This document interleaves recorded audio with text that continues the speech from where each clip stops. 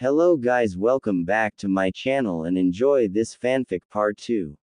Now let's start the fanfic. Okay. That looks like enough wood for a fire. Sakura stated as Kin and Karen stood around a pile of sticks they'd collected to start a fire while Naruto and Satsuki had gone to a nearby stream to catch some fish. Good. Then we got back just in time, said Satsuki, getting the three girls' attention as they saw the Uchiha and Uzumaki returning while carrying several fish. Hey, look at all the fish we caught. Seems we're finally getting some good luck in this forest. Naruto said with a grin, pleased at all the fish they were able to catch. Great job you two, Karen said, smiling at her cousin and Satsuki before she helped them skewer the fish and set them around the fire once it was lit. Once all the fish were set up, Naruto went over to his clothes to get dressed, having dived into the river to catch the fish and throw them into the air.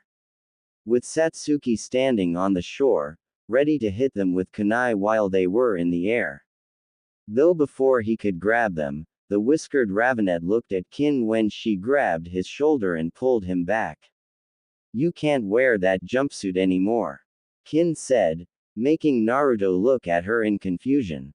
What are you talking about? Sure, it's gotten dirty and a little ripped from the fighting and moving through the forest, but I can still wear it, said Naruto, not seeing why he couldn't put it back on.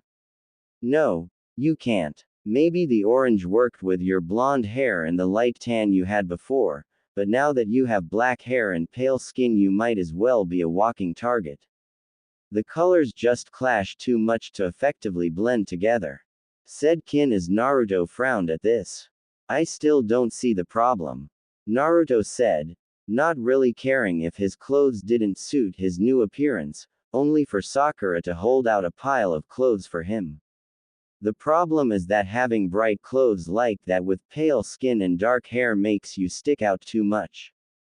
It blended better before since you also had a bright appearance, now you don't. So you need new clothes that match your new look. Karen, Kin and I were able to pick out some clothes that'd suit you from the spare clothes their teammates had on them, Sakura said, knowing that Naruto wouldn't be able to keep wearing his orange jumpsuits with his new looks. The Uzumaki's frown deepened as he took the new clothes, only to find that all of them were completely black, the only color being the silver zipper on the shirt.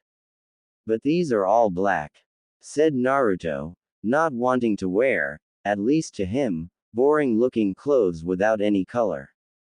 You could at least try them on Naruto to see how they fit and if you would like them. I think you'd look really good in them, especially with your new looks, said Karen, smiling at Naruto, making him waver and not want to say no. Satsuki, Naruto said while turning to the Uchiha, hoping she'd say something so he could keep his clothes, doubting she'd really care about what he wore. Only for the Uchiha to look at him with a raised brow. You really can't wear orange anymore, Naruto, you'll only end up looking ridiculous. So stop complaining and just put on the new clothes, Satsuki said, agreeing with the others that he couldn't keep wearing orange. See, even she agrees with us.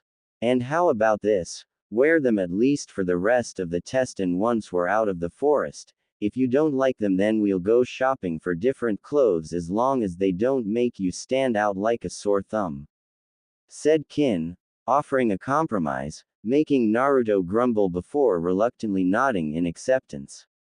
Fine, I'll wear them, said Naruto before he began putting on the new clothes, with the girls watching to see how he looked in them. With Naruto now wearing a black collared, long-sleeved shirt with a silver zipper, black pants, and black ninja sandals. Yeah, the darker colors look way better on you, Kin stated with a smirk while Satsuki, Sakura and Karen nodded in agreement. You really do look good in them, Naruto, added Karen, smiling at her cousin. And here, you can at least keep the jacket. I'm sure I can make an outfit that works with it that you can wear when off duty. said Sakura as she handed Naruto his jacket, making the whiskered ravenet smile. Thanks, Sakura. Naruto replied, glad he can still keep his jacket.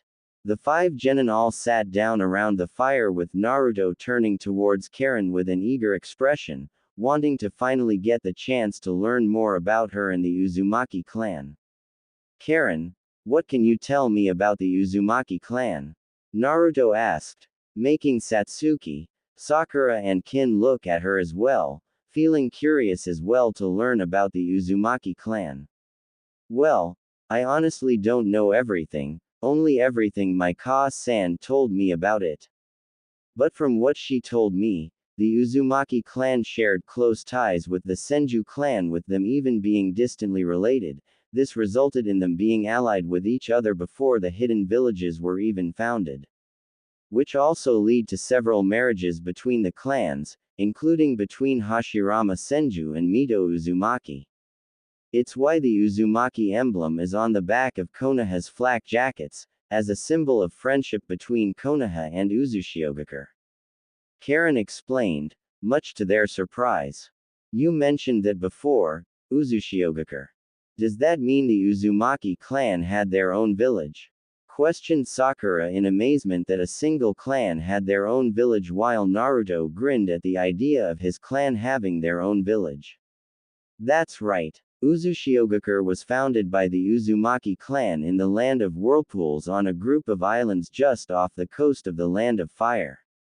The largest island is where the village was built, with a smaller settlement being located in the very center where the Uzumaki clan first settled down before spreading out and building Uzushio. Along with several smaller islands connected with bridges. Said Karen, proud of how her clan formed their own village. That sounds awesome. I bet it would have been really great to see it. Naruto said, imagining what Uzushiogakure would have looked like, only to remember how Karen said it had been destroyed during the Second Great Ninja War.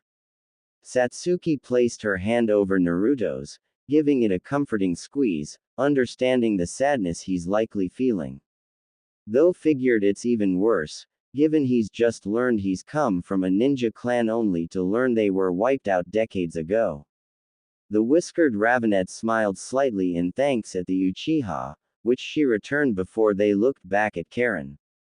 Did the Uzumaki clan have any special jutsu or keke genkai? Since if they were able to form their own village without any help, they must have been really strong. Said Satsuki, with Karen nodding in response. They were. From what Ka-san told me, the Uzumaki clan were renowned for their skill in fuinjutsu. Even the most skilled and talented fuinjutsu masters can't compare to an Uzumaki fuinjutsu master, with only a very rare few having a talent to rival a member of the Uzumaki clan. We also possess incredibly powerful life force, making it so we have much longer lifespans and age slower. This also gives us powerful healing abilities, allowing us to survive injuries that'd normally cripple or even kill anyone else. Replied Karen, much to their shock. Damn. Kin muttered with Satsuki and Sakura unable to do anything but nod in agreement, knowing that sums up their thoughts perfectly, while Naruto grinned to learn how strong his clan is. That's not all though. There are other abilities that only a select few Uzumaki possess, and I have them. One is called Mind's Eye of the Kagura, which basically makes you a sensor that no one could hope to rival.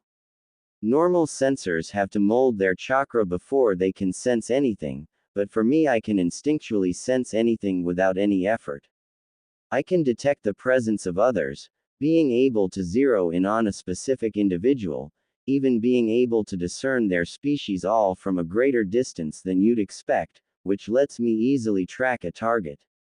I can tell the size of a person's chakra reserves, even being able to tell when someone's lying since their emotions cause their chakra to fluctuate when they lie.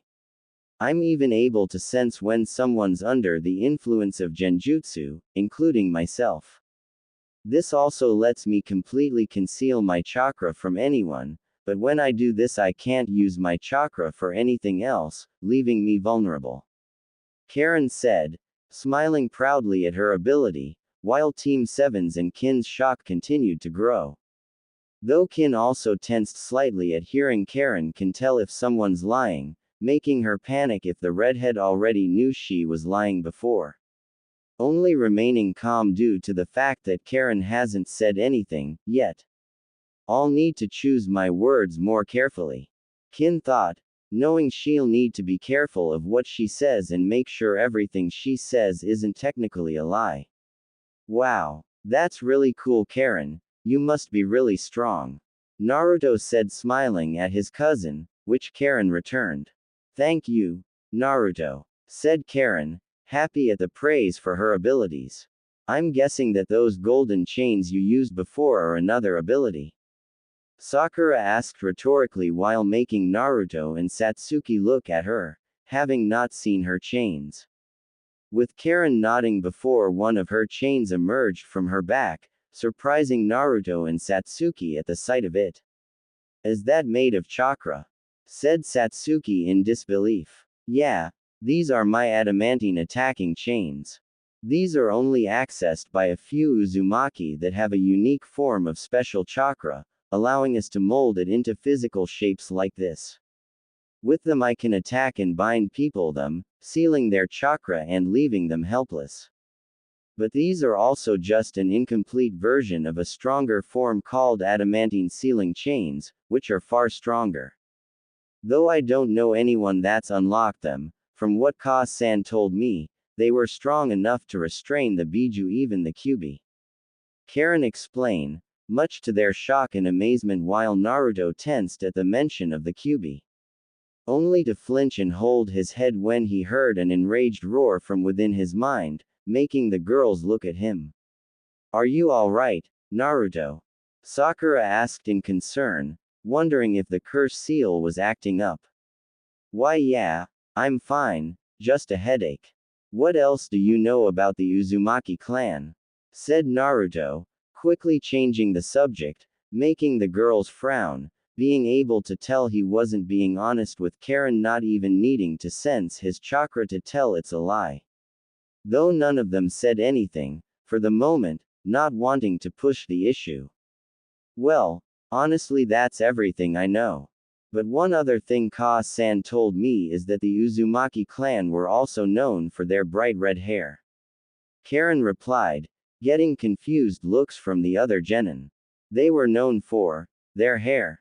Kin asked with a raised brow while mentally wondering if Tayuya could be an Uzumaki given her own red hair. Yeah, while you might see other people in the world that have red hair, in the Uzumaki clan practically everyone had it, making it easy to tell if someone's an Uzumaki just from whether or not they had red hair. But, not everyone likes it since it's so different, said Karen, looking down while remembering how everyone in Kusa treated her as an outsider. Well, that's stupid. I think your hair looks really pretty, Karen. Naruto stated, making the redhead look up in surprise. Really? Karen asked, not expecting that, with Naruto nodding and smiling at her.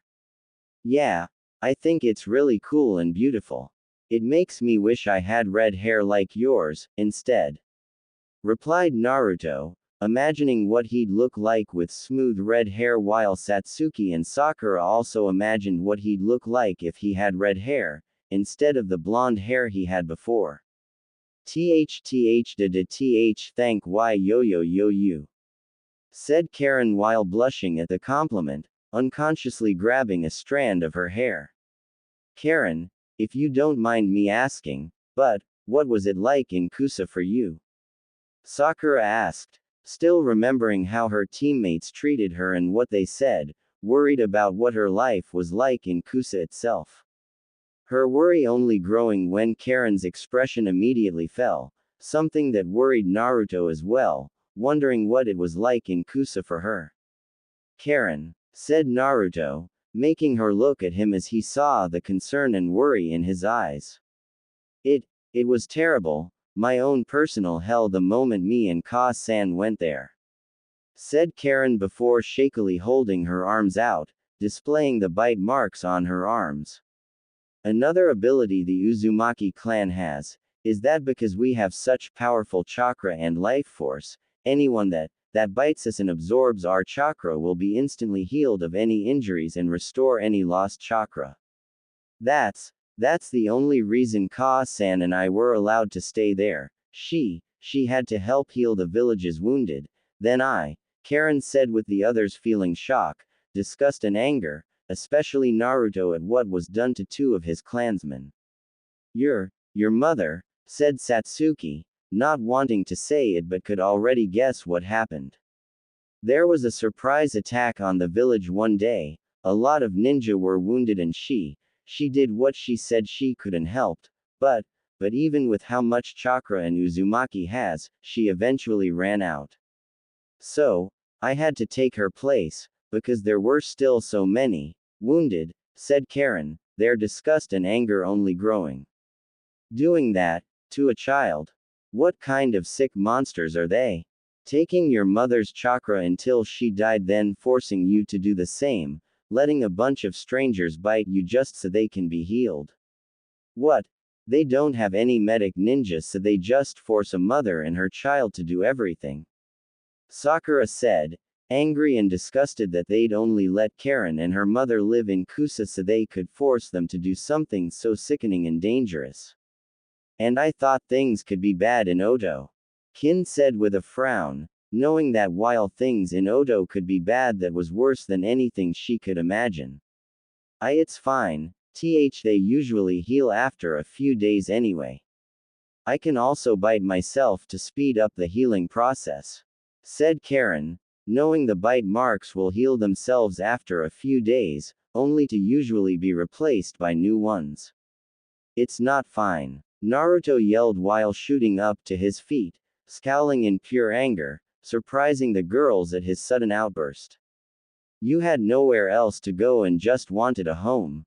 But they only let you stay for their own benefit.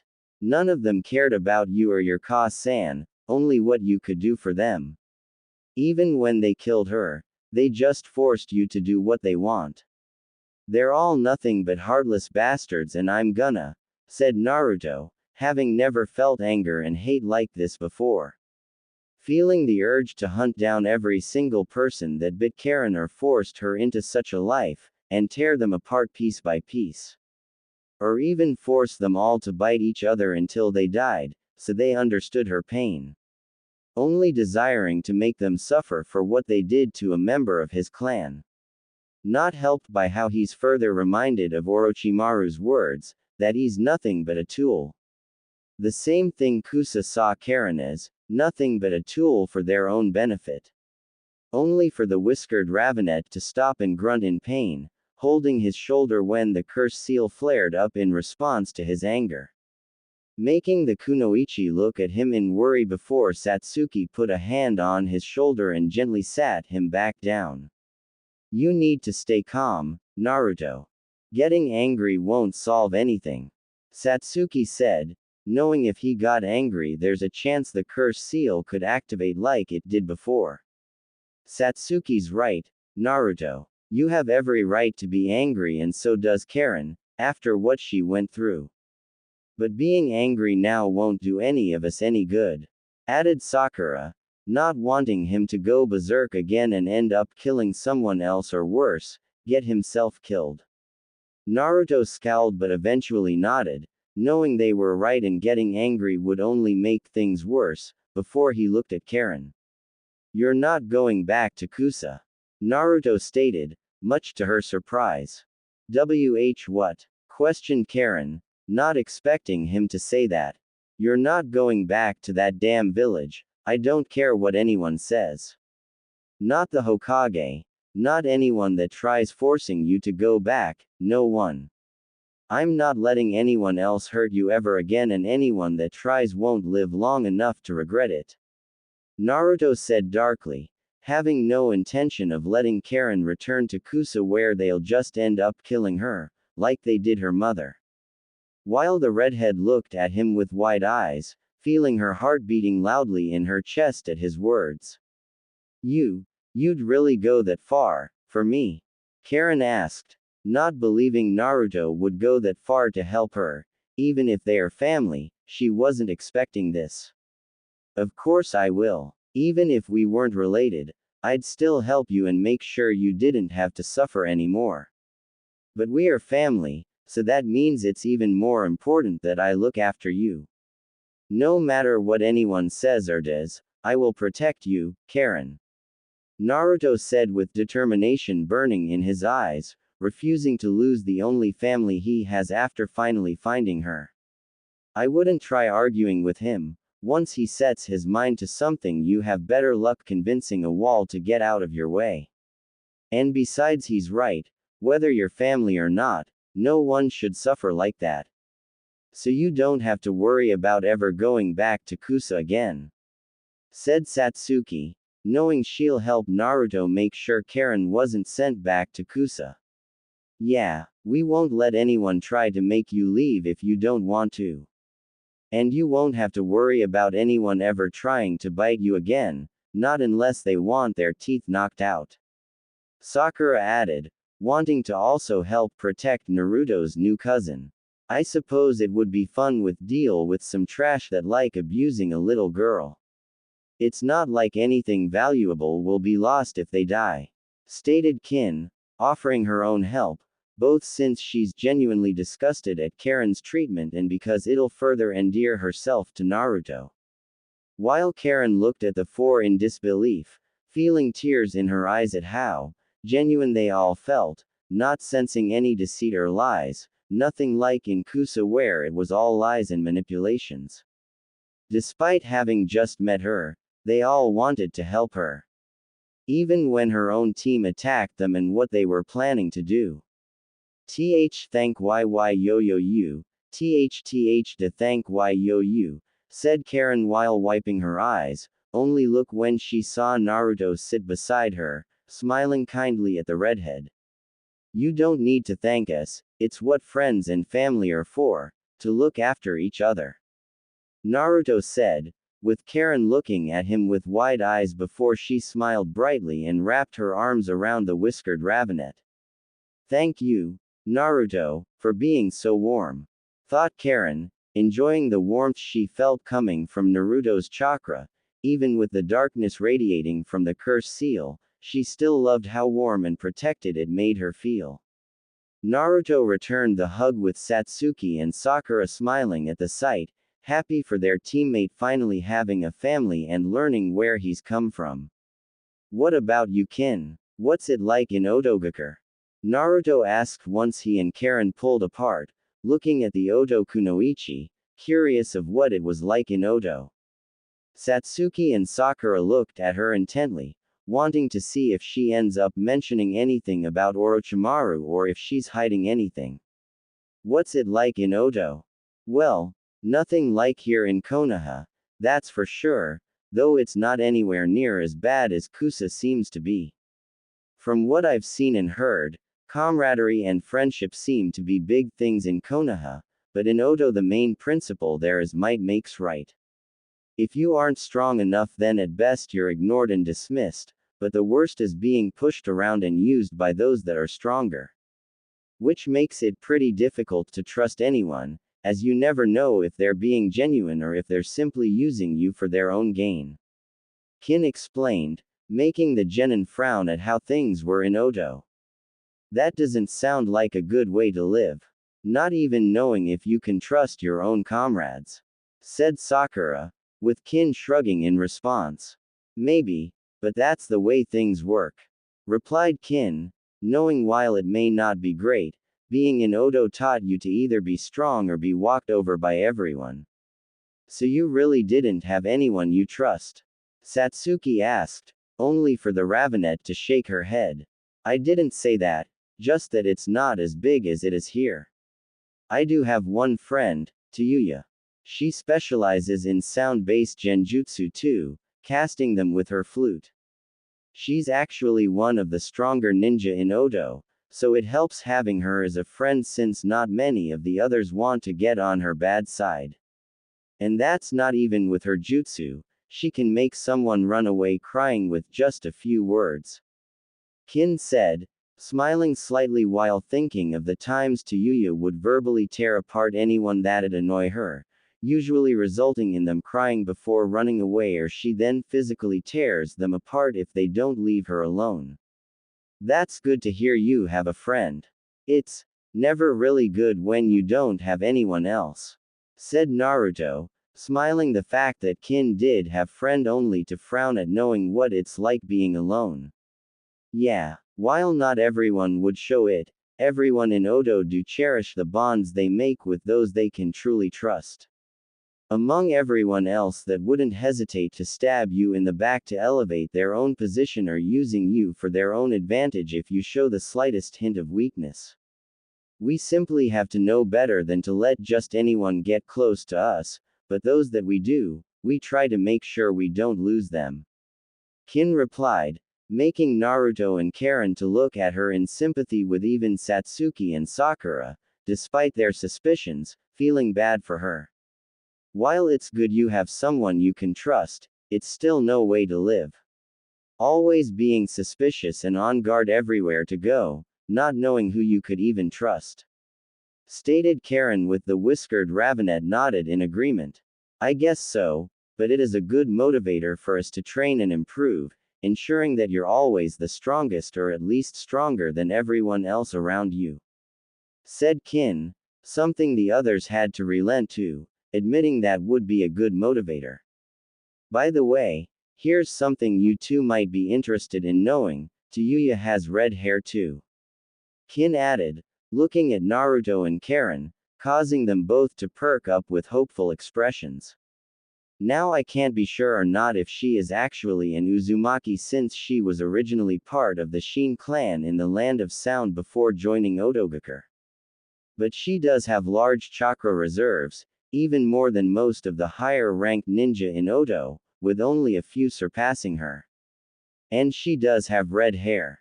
So maybe she is an Uzumaki, but nothing guaranteed. I just thought you two would like to know there's a chance you have another relative. Said Kin, knowing this'll really make things easier once Tayuya shows up to help seduce Naruto to join Oto. With Naruto and Karen smiling happily at the chance there's another Uzumaki they could meet, and even if Tayuya's not an Uzumaki they'll still like to meet Kin's friend. Before long the fish had finished cooking and the 5 genin began eating, with Satsuki frowning as they ate.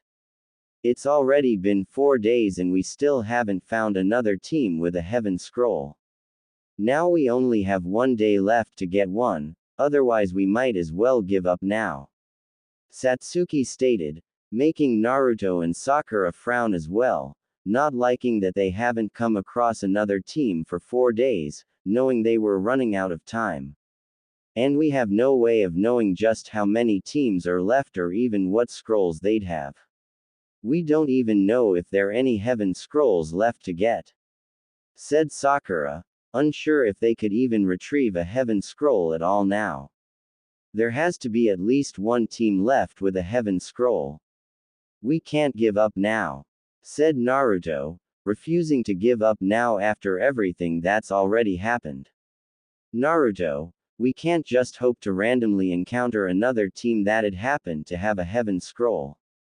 Taking out that Kusa team Orochimaru disguised himself and his snakes as, that leaves 26 teams, with 13 Earth Scrolls and 13 Heaven Scrolls. Orochimaru swallowed the Earth Scroll he had and stole our Heaven Scroll, that takes away 1 set of scrolls already. Now we have 2 Earth Scrolls from Karen's and Kin's teams. So at most, 12 teams could pass the second exam, 10 if no one manages to take the Earth Scrolls we have. And then there are the teams who'd be taken out even if they had the same scroll as their attackers, lowering the number of teams that could pass even further. Sakura said, with Naruto's and Satsuki's frowns deepening. There is actually still a possibility of one team having a heaven scroll. Like you said, 1 pair is gone with Orochimaru, you now have mine and Kin's scrolls, giving half of 2 pairs. That leaves 10 complete pairs of scrolls, and 2 heaven scrolls that'd go with your 2 earth scrolls. So, right now if we assume no one's at the tower yet, there are 12 heaven scrolls, 2 teams of which are likely desperate to find Earth's scrolls. And there's also the teams that would have both scrolls but haven't gone to the tower yet," said Karen, making Team 7 look at her. "If a team has both scrolls, why wouldn't they just head to the tower?" Naruto asked, confused as to why any team wouldn't immediately want to pass the moment they got both scrolls. To help weed out the competition. While the main goal is make sure you have a set of scrolls, you only pass if you reach the tower in the center of the forest. That's where all the teams will be converging, knowing that will be the best place to set up an ambush to steal another team's scroll. And for the teams that already have both, they'll be camping out near the tower for the rest of the time they have, ready to take out any teams that try entering it, ensuring they won't have much if any competition. Kin replied, knowing it'd be a strategy a lot of teams will use. "So then if we head to the tower, then we can just lie in wait until another team shows up, ambush them and take their scroll," said Sakura with a smile, seeing that they could still have a chance. "Except there will be other teams around the tower, doing the same thing and will be ready to ambush us as well," stated Satsuki, making the Pinkett lose her smile. "But you all have an advantage no other team does, greater numbers and a sensor that'll find them before they can find us," Karen said with a smile as Team 7 looked at her before smiling, seeing they could still pass.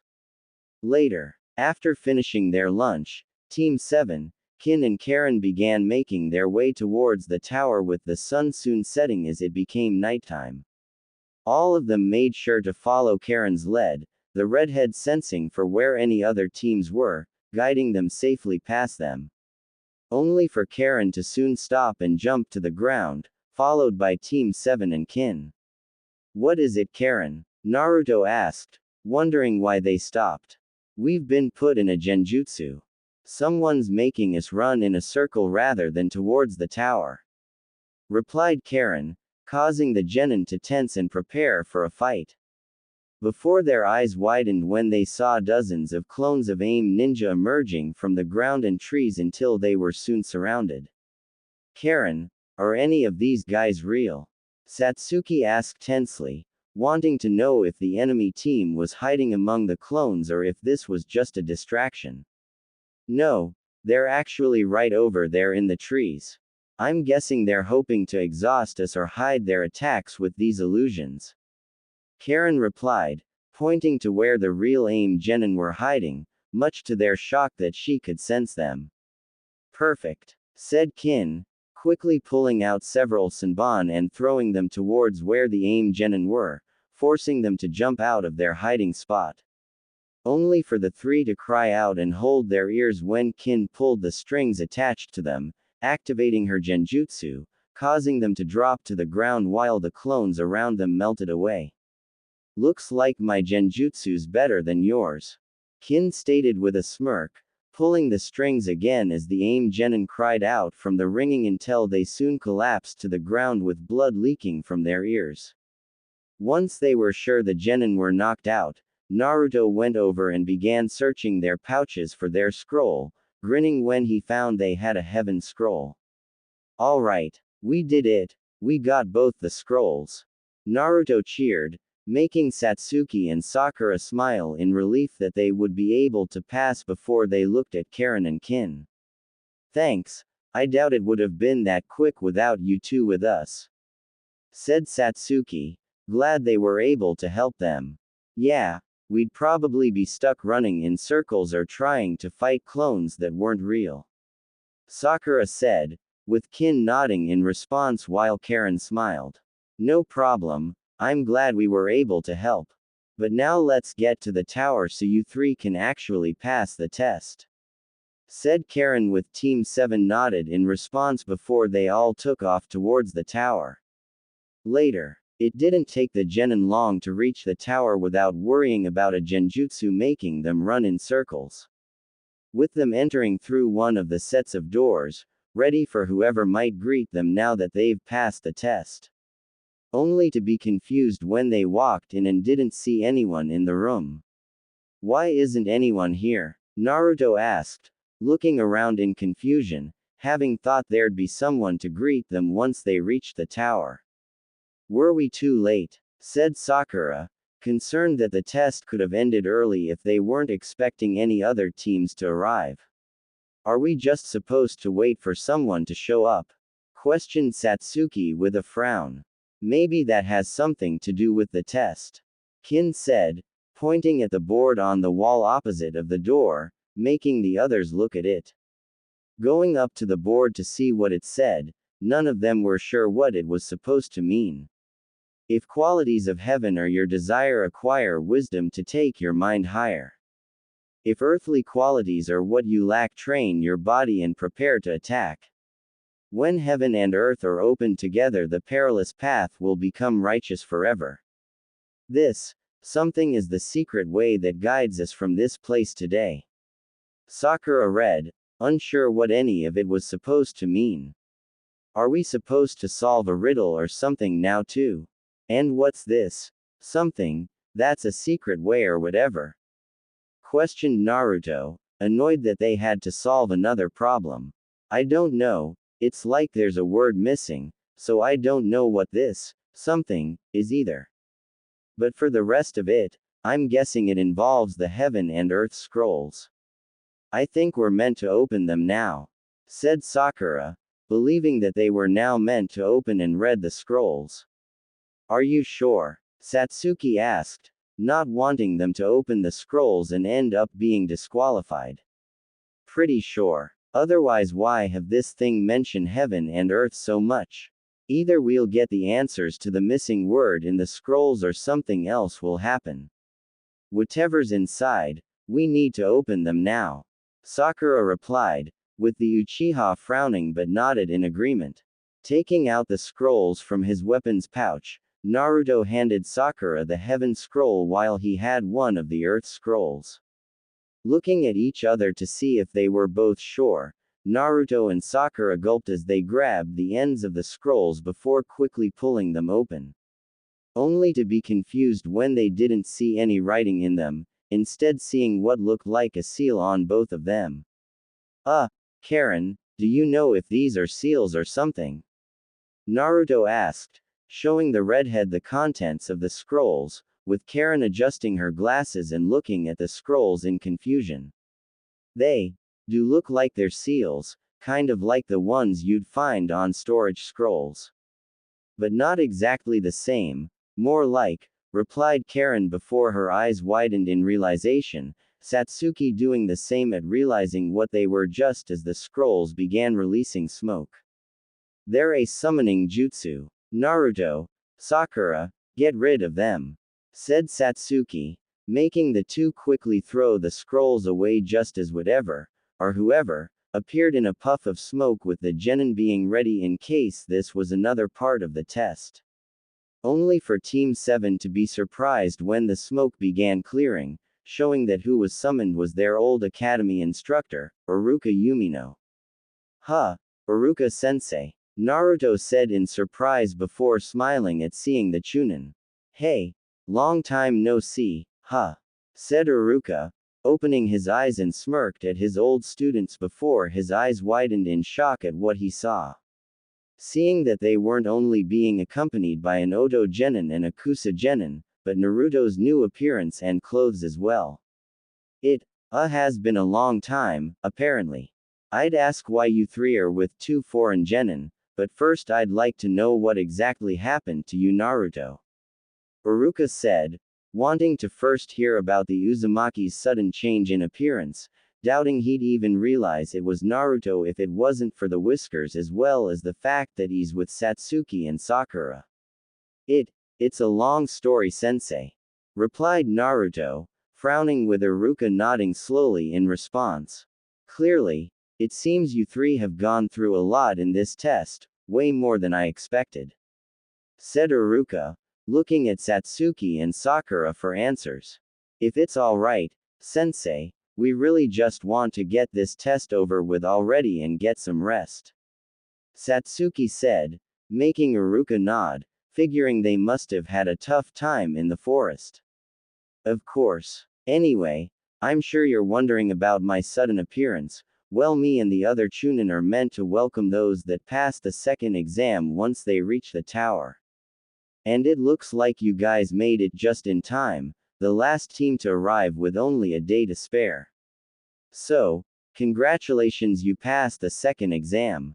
Uruka said, smiling at the trio, much to their relief that they passed, even more so that they're the last team to arrive. So I take it that if we ended up looking at the scrolls during the exam, we would have failed, right? Stated Satsuki, guessing if they opened a scroll in the forest they would have failed. Sharp as always, Satsuki. That's right, part of this exam was to test to see if you had what it takes to see a difficult mission through. To put it simply, you knew opening one of the scrolls was against the rules of the mission, and if you tried opening one, I'd have knocked you all out until the end of the exam. Some ninja found that out the hard way. Replied Uruka, much to their relief that they didn't open the scrolls. Hey sensei, what's that writing on the wall mean? Part of it's missing, so we don't know what the whole thing says. Said Sakura while pointing at the board, curious of what it's supposed to mean. That's actually another one of the duties I've been sent to take care of. These are actually instructions Hokage-sama recorded himself that Chunin should follow. Heaven stands for your mind and earth for your body. In other words, if you lack wisdom and intellect, you need to work doubly hard to learn all the skills and lessons you'll need for your missions. And if your weakness lies in your physical strength, then you need to make sure you work on your physical conditioning every single day, so it improves all the time. When heaven and earth are opened together, the perilous path will become righteous forever, meaning if your mind and body are working together as one, even a very dangerous mission can become an easy one. Uruka explained, with the genin listening along in understanding. Then what about that spot with the missing word? Sakura asked with Uruka smiling. That's for all of you to fill in, it's the character on the scroll for person, a reference for Chunin. These 5 days of survival were to test your abilities as Chunin and to see if you'd be any good at it. And I gotta say, you guys really did magnificently. Replied Uruka, making Team 7 smile at the praise. A Chunin is a leader, a guide. It's a Chunin's responsibility to be aware of the strengths and weaknesses of those serving under them.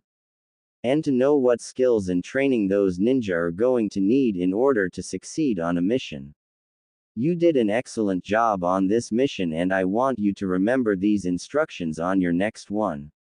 Uruka said with the genin all nodding, including Kin and Karen, the two seeing the wisdom in the words. Well, that's everything that needs to be explained. Now you all look tired, so follow me and I'll take you to a room you can rest in, until the final exam. But, just one last thing for the final exam, don't push yourselves too hard. Said Uruka, not wanting them to have any more problems than it seems they've already had. Nodding in response, the 5 genin followed Uruka through the tower until they soon arrived at a room big enough for all of them.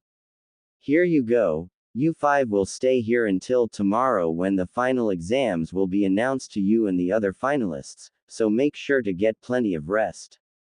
Uruka said before leaving the room. Thank Kami, it's over. I don't think I could have lasted another day in that forest. Said Sakura as she collapsed onto a bed in relief. No kidding. I feel like I could sleep for a week. Naruto said, falling onto another bed as well. It's not over yet, we'll still have to get up tomorrow to learn what the final exam will be. Hopefully we'll at least get some more rest rather than start it right away. Satsuki stated before to Kin's and Karen's shock she began removing her clothes. What are you doing? Kin said, not expecting the Uchiha to suddenly start stripping, with Satsuki looking at her with a raised brow while removing her shirt, exposing her black bra. Undressing, said Satsuki, not seeing a problem as she removed her sandals and then her shorts, leaving her in just her black panties and bra. WWEWWEWCCACCA can say CTHTH that. Why are you undressing? Said Karen while blushing brightly before she stopped when Satsuki removed her bra and panties as well, leaving the ravinette completely. And, it's nothing you two and Sakura haven't seen in the mirror before. And Naruto's seen me plenty of times too, so it's nothing he hasn't seen either. Besides, I want to change into some fresh clothes after getting cleaned up. Satsuki said as she headed into the bathroom, much to their growing shock before they looked at Naruto and Sakura, who didn't seem fazed at Satsuki stripping, though they did blush lightly at the sight. How close are you three exactly? Kin asked, wondering if the three were already in a relationship or something, with Sakura's blush growing as well at the implication. It's not what you think. Satsuki just doesn't really have a sense of shame. Naruto and we had to learn it the hard way, the first day we all started living together. Revealed Sakura, which only shocked them further. You three live together? Questioned Karen with the pinkett nodding in response. Yeah, it's something our sensei did not long after we became a team, buying us a house and having the three of us live in it together as a means to promote team building. And Satsuki doesn't exactly stay dressed while there. Sakura replied, remembering how when they first moved Satsuki just took her clothes off, not caring her and Naruto were still in the room watching. And ever since Satsuki would walk around the house either be in just her underwear or completely, with them having just gotten used to it. And, nothing's happened, at all? Kin asked, having a hard time believe three preteens, especially one boy and two girls, were living together and nothing happened, even more so if Satsuki walks around all the time. Number, said Sakura while looking at the ceiling in fascination. Telling the truth that nothing's happened, with any of them together, but the pinkett couldn't say the same when they were alone. You two could even live there with us. We still have plenty of room since it's just the three of us. Naruto offered, smiling at the idea of Karen and Kin living with them. Really? Karen said in surprise, with Kin looking at him in disbelief. Yeah, since there's no way you're going back to Kusa, you'll need a place to stay, and I'd really like it if you stayed with us. And you're welcome to stay too, Kin. At least until whenever you decide to go back to Oto. Said Naruto, figuring that Kin would return to her village after the exams. Yes, I'd really love living with you. Karen said immediately, smiling happily at getting to live with her cousin and new friends. Sure, why not? If you're offering, it beats finding some other place for the rest of the exams. Kin said with a shrug while mentally shaking her head in disbelief. He's honestly making this too easy. Thought Kin, not believing how she's barely done anything to earn Naruto's trust, yet here he is already offering to let her move in with him. The most she's done is show them a small bit of kindness, yet he's acting like they've been friends for years, when just a few days ago they were enemies. With Karen, it's at least understandable why he's so friendly, given they both come from the same clan. Is this why Orochimaru-sama chose me for this mission? Did he know I wouldn't even need to try to get close to Naruto? Kin thought, starting to wonder if she was actually chosen for her abilities or just because the mission would be laughably easy. Before she quickly shook off that line of thought, deciding to simply focus on completing her mission than why she was chosen. Hey, this bath is way bigger than normal, even bigger than the one we have at home. We could bathe together to save some time. Satsuki said from the bathroom, making Sakura, Karen and Kin look at each other. It would be nice to relax in a hot bath after spending 4 days in that forest. Said Sakura getting up, liking the idea of taking a hot bath. Agreed. After everything, it'll be great to relax without worry of any sudden attacks or anything.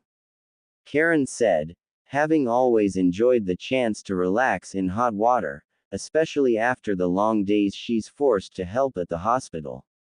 No argument here, I could use some relaxation, said Kin before she, Sakura and Karen headed for the bathroom, eager to enjoy a chance to relax. Though before she went in, Kin stopped as Sakura and Karen walked in, with the Ravenet smirking as she turned back towards Naruto. Seeing a chance to get him even more interested in her. Aren't you joining us? Kin asked, making the whiskered Ravenet shoot up from the bed with wide eyes. What? Said Naruto, not expecting her to ask that. Yeah, Satsuki did say we could bathe together. I didn't hear her say anything about just the girls. So I'm sure you're free to join, said Kin with a sly smirk, causing Naruto to blush brightly at the idea of bathing with 4 girls. Though he also knew Kin had a point, given that even at home Satsuki had managed to convince him and Sakura that they should all bathe together. Since they all live together and are teammates, she figured it'd make sense they should bathe together as well, much to their embarrassment. Though they did at least wear towels, at least he and Sakura wore towels, while Satsuki stayed.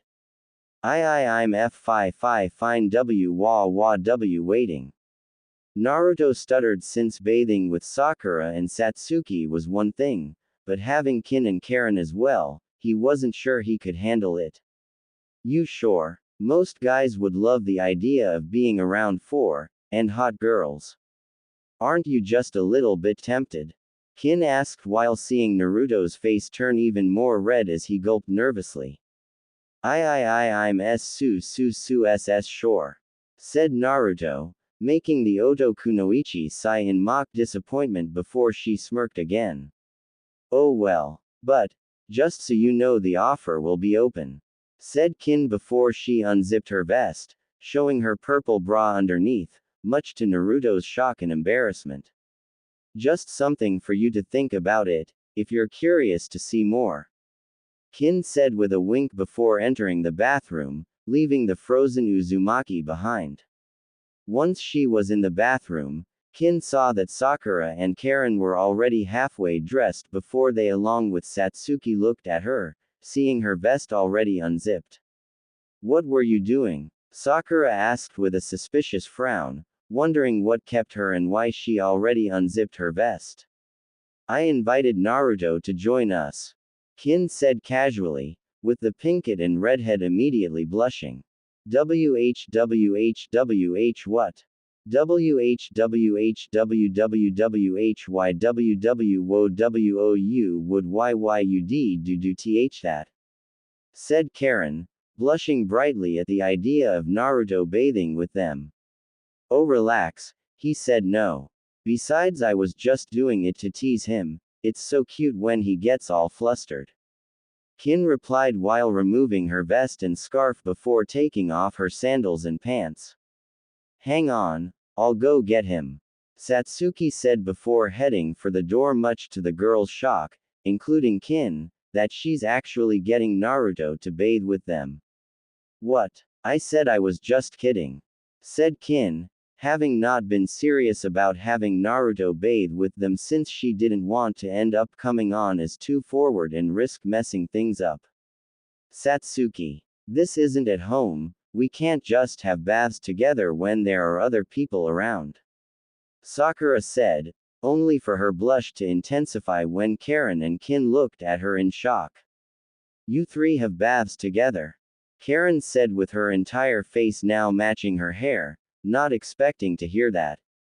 Yeah, we do. It makes sense if we're all living together, that way we can bond more as a team and make sure all 3 of us are ready to leave rather than waiting for each other to finish getting ready, said Satsuki with a shrug before exiting the bathroom to get Naruto. You're sure nothing's happened? Questioned Kin with the pinket's face only turning more red. Later. See. No problems with all 5 us together, Satsuki said while sitting in the large bath, with Naruto, Sakura, Karen, and Kin all being with her. Though while the Uchiha was content with not wearing anything, Naruto had a towel wrapped around his waist with Sakura, Karen and Kin having towels around their bodies to hide their modesty. The four being thankful the steam from the water helped further hide them. Yeah, no problems, said Sakura, blushing brightly and squeezing her legs together. The only problems are these damn towels blocking the view. Inner Sakura shouted, making the Pinkets blush intensify while mentally cursing her own thoughts. It is rather nice, I suppose, Karen stated, feeling less embarrassment the longer they were together, with her also taking a few quick peeks Naruto as she did so. I'm honestly still surprised you three do this all the time and nothing's happened, said Kin, feeling the least embarrassment after the initial shock wore off, knowing this'll just help her even more. Great. Glad that we're all fine now. Naruto, could you help me with my back? Satsuki said, standing up and moving her hair out of the way, much Kin's and Karen's disbelief that she'd ask Naruto rather than one of the three other girls. Sure saw Satsuki, replied Naruto, blushing as he made his way over to Satsuki, taking the soap from her. Lathering his hands up, Naruto gulped as he began washing Satsuki's back while doing his best to keep himself calm as well. That's really good. But could you do it a little harder? Said Satsuki, wanting to work out any kinks in her back. Sure. Naruto said with his blush growing brighter as he pressed his hands harder against the Ravenette's back. Do it harder, Karen thought, blushing at the Uchiha's words. She has to know what she's doing, thought Kin, refusing to believe Satsuki could say that and not know the affect it'd have. Damn it, Satsuki, Sakura thought, hating it when her teammate says something like that. I wish he'd do me as hard as he wants. Make me scream for everyone to hear, said inner Sakura, much to Sakura's mortification. No, I'm not some perverted creep. Naruto's just my teammate, no matter how good it would fey no. I'm not thinking that, Sakura thought while shaking her head. Yeah, you already imagined it enough, now we want to feel the real thing. Let's take him for a ride he'll never forget, inner Sakura said, eager to have the real Naruto rather than just fantasies. That was just one time, thought Sakura, only to feel completely embarrassed at what she just admitted, if only to herself. Try 100 sister, cha, said inner Sakura, knowing she's imagined a lot more times than once. Shut up, you're just some creepy, perverted part of me, Sakura thought. I'm a manifestation of your repressed emotions and desires, you closet pervert. Making me part that knows we want to get bent over and foo, inner Sakura before the Pinkett quickly blocked her out, refusing to hear anything else. You want me to wash your back, Sakura? Kin offered, making Sakura look at her with wide eyes before realizing what she said. Oh, why yeah. Thanks, said Sakura, turning around and undoing her towel while also moving her hair out of the way to expose her back while keeping her chest covered. No problem, as long as you don't mind returning the favor, said Kin, lathering up her hands as she began washing Sakura's back. Sure. Karen, do you need help getting cleaned? Sakura said, looking at the red-headed Uzumaki, only to once again blush upon seeing that she hasn't taken her eyes off of Naruto and Satsuki. No, I want Naruto to do me, Karen said in a trance-like tone, causing Naruto, Sakura and Kin to look at her with wide eyes. What? Naruto said, not believing what Karen just said, with Karen's eyes widening at realizing what she said. My back. I meant my back. I'm waiting until Naruto's done helping Satsuki so he could help me next. Karen said quickly. He could do us together, I don't mind if you join us. Satsuki said, figuring Naruto could use both his hands to wash them together.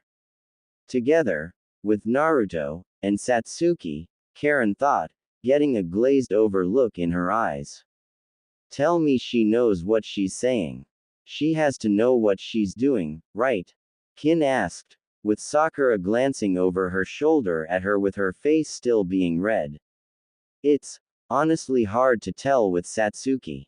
Sometimes you know exactly when she's teasing you, and other times, Sakura said, knowing they can't always tell when Satsuki's purposefully teasing or not, realizing the double meaning behind words at times. So which of them do you fantasize about more? Kin asked with a smirk, making the Pinkett look at her with wide eyes. Don't, said Sakura, only for the Oto Kunoichi to roll her eyes. Oh please. You're saying you live in a house with another hot girl that's either in just her underwear or completely, and one guy, both of whom you also bathe with, and you're trying to deny fantasizing about them. Kin said with Sakura's face practically glowing now. So, which one? Naruto, Satsuki, or maybe, you prefer them together? Is that it? Kin said as her smirk grew while she began trailing her fingertips along Sakura's back, making the Pinkett shiver at the caresses. I wouldn't blame you if you said yes. Though I'm curious, do you imagine all three of you together, or are you the kind that prefers watching? I'm sure Satsuki likes it either way, given her Sharingan lets her memorize every single detail, said Kin, blowing lightly on Sakura's ear with Sakura gulping at her action. Before she bit her lips when Kin began moving her hands down her back, then wrapping them around her sides, caressing her stomach. Hell yeah, I don't care what she's planning, she gets it. Now let's show her what we really wanna do. Inner Sakura yelled, much to Sakura's growing embarrassment. After all, Naruto's likely fantasized about the both of you plenty of times. But something tells me he'll be thinking about us as well, later.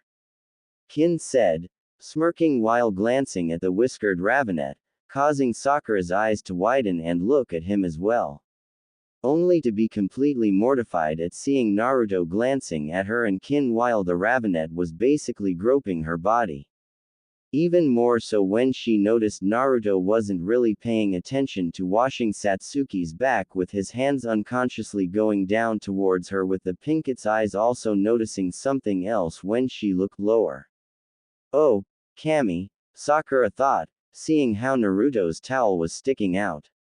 Yes. Now that's a tent I wanna be inside of. Better yet, put it inside me, said inner Sakura, with Sakura not even able to deny her own thoughts. You're going a little low, Naruto, said Satsuki, smiling when she felt Naruto's hands touching her. With her words snapping Naruto out of the trance he fell into after glancing at Sakura and Kin, seeing how close they were and the way Kin was touching the Pinkett. Before his eyes widened at Satsuki's words, unconsciously squeezing his hands. Only for this to get a moan from the Ravenet as he grabbed her backside. The sudden moan made everyone freeze before Naruto yelped and immediately moved away from Satsuki. I'm sorry. I swear I didn't, said Naruto, only to stumble back in the water and lose his footing with Karen quickly moving to catch him before he fell. Nareep, Sakura said in concern that he'll hurt himself, only to squeak when she tried moving, only for her towel to fall when she let it go, making her scramble to try and keep it up, catching something in the process before getting a surprised squeak from Kin. While Karen tried catching Naruto as he fell, only for the red-headed Uzumaki to end getting pulled down with him in the process as they fell into the water. Are why you alright, Naruto? Karen asked as they stood up, coughing up water and adjusting her glasses, relieved they weren't knocked off. Why yeah, I'm fine. Sorry Karen, said Naruto, only to freeze when he looked at the girls. Seeing that Karen had ended up losing her towel when they fell into the water, while Sakura's and Kin's towels ended up falling as well. When the Pinkett dropped hers and accidentally grabbed the Ravenet's when she scrambled to grab her own, pulling it off in the process. leaving all four girls now completely in front of him. Oh, thought Naruto, blushing brightly as he looked at the girls up and down. Despite having seen her several times already, he still couldn't help but look at Satsuki's toned body. Her developing CC cup S, growing hips, and thin waist, down to her smooth snatch and long legs, as well her shapely. Before then looking at Karen, not even noticing the bite marks covering her, instead only seeing how smooth her skin looked while still possessing some muscle from training. With her S looking to also be CC cup like Satsuki's, only they seemed to be slightly bigger. While her hips were a little smaller, her bear still had his attention, along with seeing part of her from the angle. While with Kin, he saw her body look the most toned from training while still possessing a developing female figure. With her S seeming to be a high C cup and looked very firm yet soft, seeing her looked just as firm as her S while her was just as smooth and bare. Finally Sakura's body was the most smooth and soft looking, yet he could still see the results of her own training. With her S being smallest as a low C cup, though still bigger than he originally believed they were, down to her smooth and toned stomach that lead to her own smooth snatch and long legs while her was just as shapely, if not more so, as Satsuki's. The whiskered ravenet could only stare at all four with wide eyes, unable to do anything but take in every single detail he could about their bodies. Only to soon notice the girls were blushing brightly and looking at him as well, specifically looking at the lower half of his body. Causing Naruto to look down in mortification at seeing he ended up losing his towel, leaving his now erect in full view. Though this helped snap Naruto out of his shock and quickly dived into the water while covering his crotch, which also helped snap the girls out of their shock as well. He's never wearing a towel while bathing, again. Satsuki thought while licking her lips, refusing to let Naruto ever cover that up again when they take baths. This mission just got so much more fun. Thought Kin, blushing at the sight of how big Naruto is, now feeling eager to really start seducing him. Yes, that's what I'm talking about. No fantasy can compare to a sight like that. We need to jump him right Kami damn now and have him as hard. Inner Sakura exclaimed lustfully, much to Sakura's mortification. I'm not jumping up anything. No matter how badly I want to be plowed by no. Sakura thought in horror at her own thoughts and imagination. Too late sister. We both want to get taken like a bitch in heat by that animal. We'll make sure he keeps coming back for this cherry bomb. Inner Sakura said. It's not just your chakra that's really big. Karen stated, not taking her eyes off of Naruto, much to his embarrassment. Karen, said Naruto, not believing his cousin would say something like that, only for the redhead to smile teasingly. No need to be embarrassed, Naruto. You really have nothing to be embarrassed or shy about. Besides, it's fair we both get to see each other. In fact, if you ever want to see more, just ask. Said Karen, winking at the whiskered ravenet, much to his and Sakura's surprise. You're related, Sakura said, looking at Karen with wide eyes that she's hitting on her own cousin, only for Satsuki, Karen and Kin to shrug. So, there isn't any problem with that. A lot of ninja clans intermarry with each other. Besides, when someone has an active chakra network, it nullifies the risks that come from inbreeding. Karen said, with Satsuki and Kin nodding in agreement. She's right. It was done in the Uchiha clan to help keep the bloodline pure. Hell, the Hyuga clan never, or at least rarely, marries outside of their clan to keep the Byakugan to themselves. Added Satsuki, knowing a lot of ninja clans only married within their clan to keep their bloodline pure. The Land of Sound also has plenty of wandering ninja clans, some that prefer to isolate themselves, so they likely intermarry as well.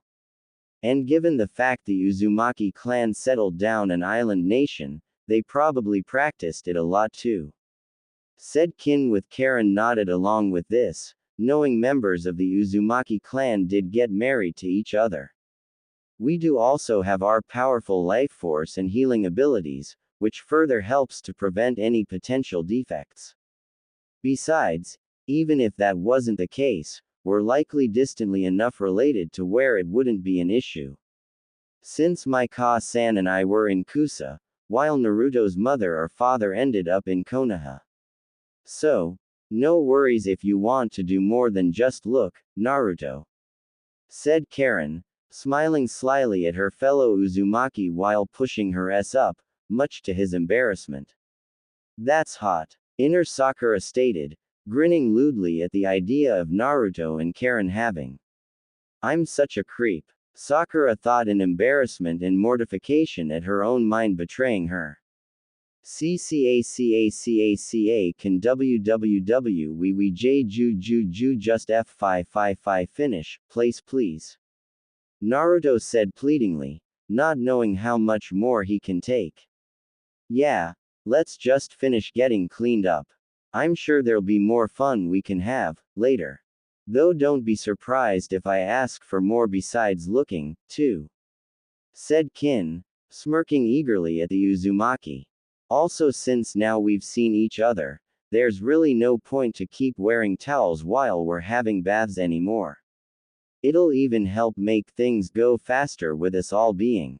Satsuki stated while looking at Naruto and Sakura, much to their shock and growing embarrassment. I need to start bathing faster, Sakura thought, knowing she wouldn't last long if she was around Naruto and Satsuki while all three of them were.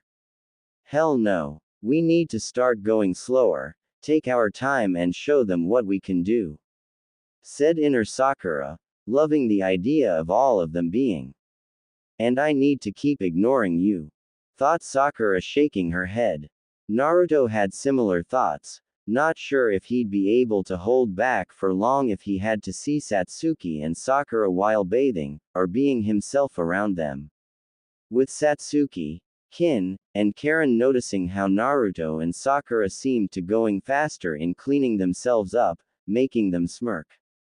There's no need to go fast you two, after all it's so much to take it nice and slow, savoring every moment, Satsuki said while sitting on the edge of the bath and washing her legs, purposefully trailing her hands down them slowly. She's right. If you go too fast then it won't be as fun. At least wait until the end to start going fast and make it more exciting, said Kin, smirking as she lathered and washed her body.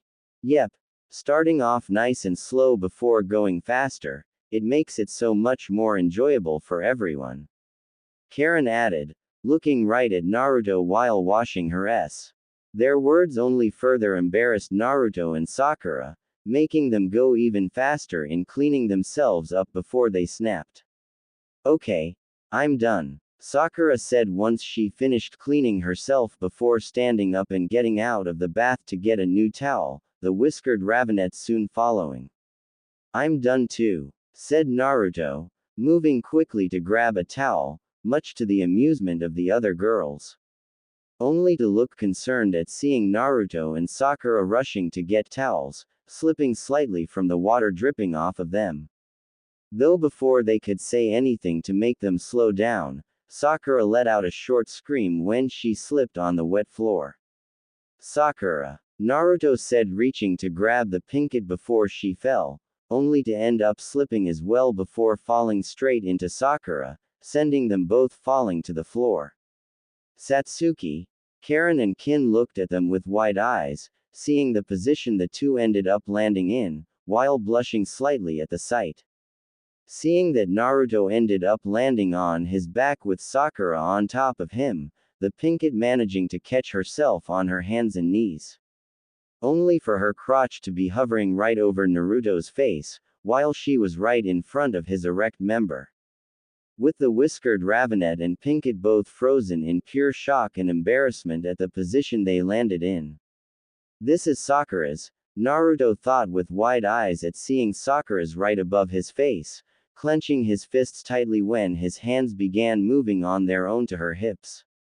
While Sakura couldn't look at anything besides Naruto's member right in front of her, unconsciously licking her lips at the sight. What are you waiting for, you fool? Lick it, swallow it. Make sure Naruto will be seeing heaven or let me do it. Inner Sakura said lustfully. No, I'm doing it. Go find your own. Thought Sakura, refusing to let her mind try taking this for herself, not when she has it right in front of her. The Pinkett smiled lewdly as she began leaning in close, eager to finally experience the real thing after so many fantasies. Do you plan on sharing, Sakura? Karen asked, causing the Pinkett to freeze as she snapped out of her perverted desires, with mortification taking over at realizing what she was about to do.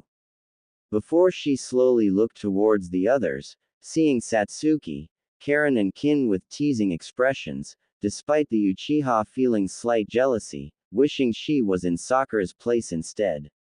Oh, don't mind us, by all means, continue. We won't mind a free show, said Kin, motioning the Pinkett to continue. As long as you don't tire him out too much for our turns. Satsuki added, much to Sakura's growing embarrassment and mortification. I'm not a pervert, Sakura screamed, shooting up off of Naruto before grabbing a towel and rushing out of the bathroom, leaving the frozen Uzumaki on the ground and the three girls giggling. Later, after all of them had finished bathing, as well as regaining control of themselves and calming down from everything that happened, Team 7 along with Karen and Kin had gotten dressed. With Satsuki having put on a spare outfit she had in a storage scroll since her other clothes were ripped and torn from the time in the forest. The Uchiha was now wearing blue ninja sandals, black spandex shorts that went halfway down her thighs, a short white skirt, and a navy blue turtleneck with the Uchiha clan symbol on the back. With her also putting her hair up in a two-side-up hairstyle, which consists of part of her hair being made into twin tails tied with black ribbons. Once they were all dressed, it wasn't long before an Anbu arrived at their room to bring Team 7 to the Hokage's office. Leading to Naruto, Satsuki and Sakura following the Anbu up through the tower until they arrived at an office, where the Sandaime Hokage, Kakashi and Anko were all waiting for them. All three frowning when they saw Naruto's changed appearance and different clothes, wondering what happened to him to cause the sudden change. Thank you, Neko, you're dismissed, said Sarutobi, waving the Anbu away, with them bowing before they shunshined out of the office. I suppose congratulations are in order, you three managed to pass the second exam. Along with surviving an encounter with Orochimaru, Kakashi said with a frown, not liking that fact the snake Sanin targeted his students, even more so that he marked Satsuki. This made the genin tense that they knew about their fight with Orochimaru before Satsuki gritted her teeth when her curse seal flared up.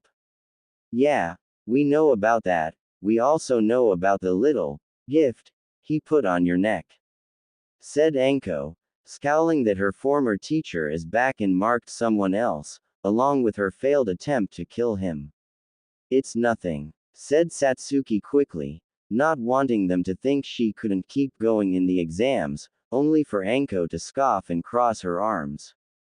That isn't nothing. That mark is basically a collar around your neck now, one that'll keep getting tighter and tighter until it feels like you can't breathe anymore, Anko said, touching her own curse seal.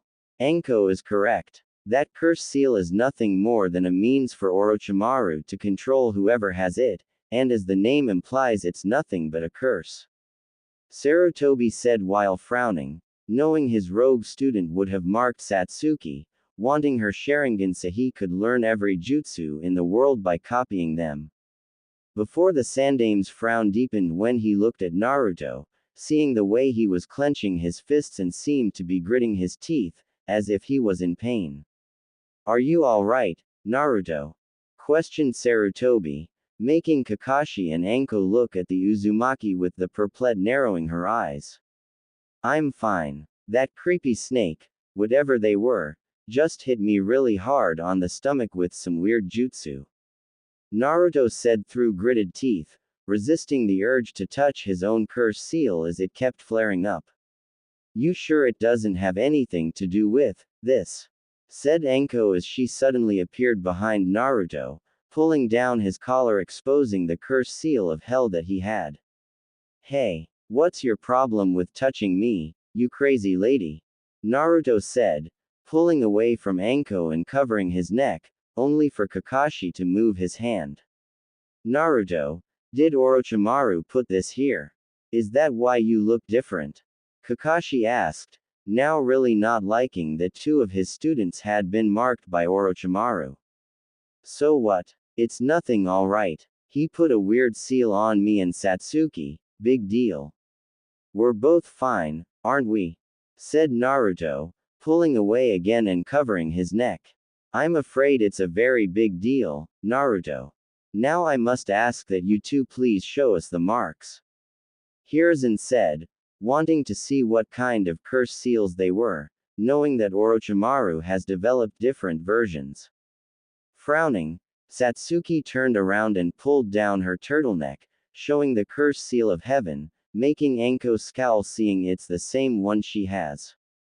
While Naruto scowled before reluctantly showing his own as well, with the Hokage, Kakashi and Enko frowning at now getting a better look at it. Do you recognize this one, Enko?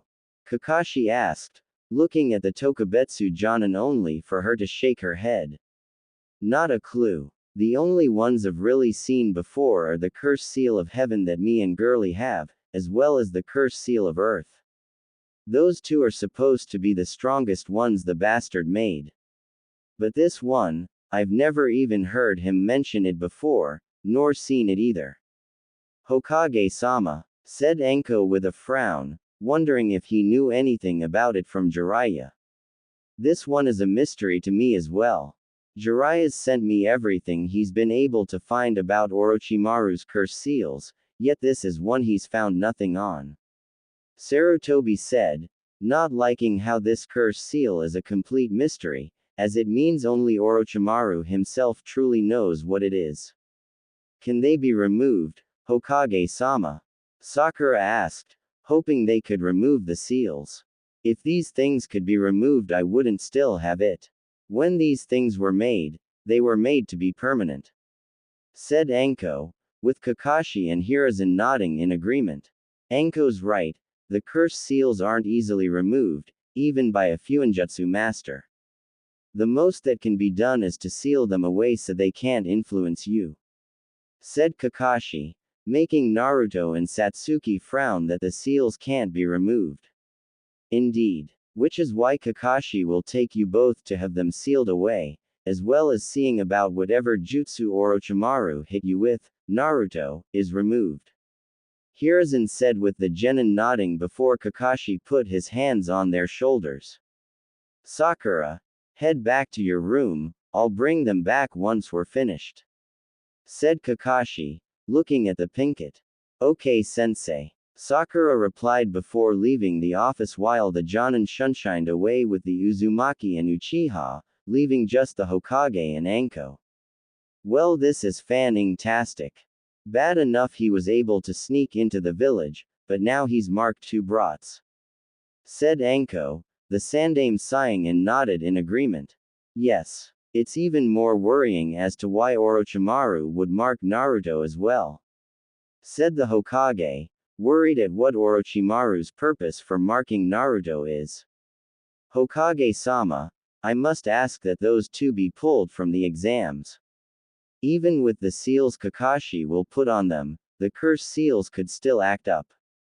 There's no way to even know if the one on the whiskered brat can be sealed away.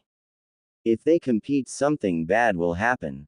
Enko said, knowing how bad it'd be if their curse seal activated during the final exam in front of everyone. I understand your concern, Enko. But I can't pull Naruto or Satsuki from the exams. Hiruzen said, much to the perplexed disbelief. But Hokage-sama, said Enko only to be cut off. If we pulled them from the exams, then what happens if Orochimaru retaliates? He marked them both for a reason and will likely wish to see how they progress. By pulling them out, we only risk provoking Orochimaru. Not only that, but Naruto and Satsuki are both very prideful individuals. They would never accept being removed from the exams no matter what the reasons are, and if I do, then it would only cause them to resent me. And right now that's something I can't risk, said Sarutobi, frowning deeply while Anko raised a brow. Okay, I can understand the Uchiha brat since we know why Orochimaru wants her. But the Uzumaki brat, from what I've seen and heard, the kid doesn't seem to have a mean bone in him. Sure, he'd probably get angry, but I doubt he'd hold it against you, Anko said, only to see the grim expression on the Sandame's face. You and Kakashi may not have seen it, Anko, due to how both of you are emotionally impaired by the situation. Kakashi because his students faced a Sannin that could have easily killed them, only for two of them to be marked. Hiruzen said, along with knowing that given who Naruto and Satsuki are related to, it will serve to impair him even further.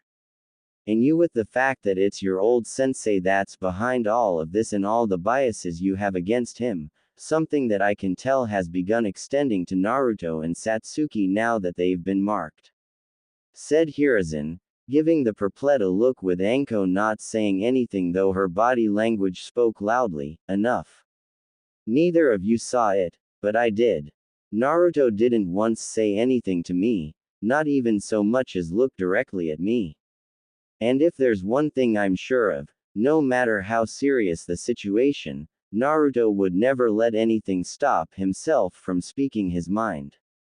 I can't be sure what exactly happened in the forest, but whatever it was that happened, I know that Naruto no longer seems to trust me like he did before, Sarutobi said while wondering what exactly could have happened to cause such a change in Naruto, wondering if Orochimaru did more than just mark him. Alright, I get it. Both of them can't be removed without making things worse, Anko muttered in annoyance only for the Hokage to give her a look. I don't think you do understand, Anko. I can't do anything that would make Naruto distrust me even more than he already does. He isn't just a ninja, he is Konoha's Jinchuriki and an irreplaceable asset that we can't afford to lose. We're still recovering from the loss of the Uchiha clan and the Kyuubi attack before it. The last thing we'd want is to do anything that'd serve to further weaken the village. And while it would pain me, as Hokage, I must do whatever is necessary to protect Konoha, and should Naruto end up becoming a flight risk, I will do what I must, the Hokage said gravely, making Anko look at him in shock. Would you seriously mess with the kid's head? Anko asked in disbelief, knowing what he meant, that he'd use a memory suppression seal and a memory alteration seal to ensure Naruto stayed loyal. While she knew they existed and were used, she never would have expected the Hokage to ever resort to something like that on a kid of all people. Even if I don't like it, a Kage must always do what's best for their village, no matter how far they need to go. The safety of the entire village goes beyond the problems of any one ninja, Hiruzen said with a frown, while the perplexed still looked shocked before frowning and touching her curse seal. With Naruto, Satsuki, and Kakashi. Meanwhile, Kakashi had taken Naruto and Satsuki to a lower part of the tower and began setting everything up to seal away their curse seals, having them sit on the ground and remove their shirts so he could begin drawing the symbols over their bodies with his blood. Okay. This'll be over quickly. Are you both ready? Kakashi asked once he finished drawing the last of the symbols. How exactly will these seals work? Questioned Naruto with him and Satsuki looking at the Jonin, wondering how the seals will work. The technique I'm using is called the evil sealing method. It's used specifically for sealing away curse seals like this. But don't forget this sealing method is only as strong as you both are. It's powered your own will and desire to keep the curse seals sealed away. You need to want the seal to work for it to keep the curse seals suppressed. If you don't, then they'll continue to influence you, tempting you to use the power. Do you understand? You need to want the seals to work," warned Kakashi, with Naruto and Satsuki nodding in response. Seeing they understood, Kakashi began going through hand signs before placing his hand over Satsuki's curse seal. "Evil sealing method," Kakashi said, causing Satsuki to scream in pain as the symbols began moving up her body and wrapping around her curse seal, while Naruto looked at her in concern. It didn't take long before the process was finished, with Satsuki panting heavily from the strain before she soon collapsed to the ground unconscious. "Satsuki," said Naruto in concern only for Kakashi to stop him from getting up. "Don't worry, it's normal for someone to pass out from the strain," assured Kakashi before he repeated the process of sealing away Naruto's curse seal as well. With the Uzumaki crying out from the pain, even more so when it seemed like the curse seal of hell was actually trying to fight off the evil sealing method, making Kakashi grunt as he channeled more chakra into the sealing. "Just what kind of curse seal is this?" thought Kakashi, not expecting it to try fighting off the technique. Only feeling relief when it was still completed and sealed away, with Naruto passing out beside Satsuki. "Okay, just one more thing to do," said Kakashi, turning Naruto over to see the 8 trigram seal, frowning at seeing the 5 elements seal over it. The 5 elements seal placed over the 8 trigram seal, making it an odd even imbalance and cutting Naruto off from the Kyuubi's chakra. Kakashi thought, holding his wrist as blue chakra flames appeared on his fingertips before slamming his hand into Naruto's stomach. "5 elements unseal," said Kakashi, the whiskered Ravenet unconsciously gasping at the added pain as the seal was removed. "And that's that," Kakashi stated, standing up fully to take them back to their room. "My, you've certainly grown stronger, Kakashi," said a familiar, causing the Jonin to gasp as his eyes widened before he turned to see Orochimaru step out from behind a pillar. "To think you've become strong enough to perform the evil sealing method and the 5 elements unseal. I'm sure Minato and Kushina would be so proud to see you learning Fuinjutsu to such an extent," Orochimaru said with a mocking smirk, making Kakashi clench his fists and narrow his eyes at the Sannin. "You, Orochimaru," said Kakashi, not believing the snake Sannin would be here even with the Hokage in the tower while Orochimaru's smirk grew. "Long time no see, Kakashi," Orochimaru said, the Jonin tensed in preparation for a fight while Orochimaru made no move to attack. "No offense, Kakashi, but I didn't come to see you. My business is with young Naruto and Satsuki," said Orochimaru while looking behind Kakashi at the 2 genin, making Kakashi move to shield his students. "What do you want with them?" Kakashi demanded, wanting to know what his goal was in marking his students. "The same thing you were fortunate enough to receive years ago. The Sharingan, the power of the Uchiha clan to copy any jutsu they see. And from our encounter, I believe Satsuki's Sharingan may one day surpass even Itachi's visual prowess. Why wouldn't I want that for myself?" Orochimaru said, believing Satsuki's Sharingan would be an even greater prize than Itachi's. "HMPH, that's it then, you and your mad ambition. Satsuki's just another one of your pawns," said Kakashi, only for the Sannin to chuckle lowly. "No, not a pawn. She's a far more valuable piece than that. But I'm sure you'll be surprised to hear that my most valuable piece is Naruto himself," revealed Orochimaru before he began walking forward. Seeing this, Kakashi instantly reacted, pulling up his headband and going through hand signs, grabbing his arm as lightning flared to life in his hand. "Stop. Don't take another step. Even if you're a Sannin, I'll make sure to bring you down with me before you get near any of my students," Kakashi said, refusing to stand by and do nothing, even against one of the Sannin. Seeing this, Orochimaru's smirk turned into a dark smile before he began chuckling as it soon grew into mad laughter, making Kakashi tense. Before the copy ninja gasped as his eyes widened when Orochimaru suddenly stopped laughing and looked straight at him, narrowing his eyes slightly. With Kakashi feeling his body freeze up as his Reikiri slowly died out from the pressure bearing down on him. Now, isn't this familiar? You standing in front of me, believing you have a chance to kill me. What was it you said before? Don't move, said Orochimaru, walking forward until he stood right next to Kakashi with the copy ninja only able to glance at the snake Sannin. It's quite nostalgic, isn't it? Here you are once again, too scared to so much as make a move against me. Orochimaru said, smirking at the Jonin, making Kakashi grit his teeth. What are you planning? Even if you could sway Satsuki, Naruto would never join you, he'd never abandon his home. Said Kakashi, with Orochimaru chuckling mockingly. I'm sure you all have so many names for me, monster, murderer, madman, traitor. Though my personal favorite would have to be an agent of chaos. I am all of these things, but at my core I have always been a scientist.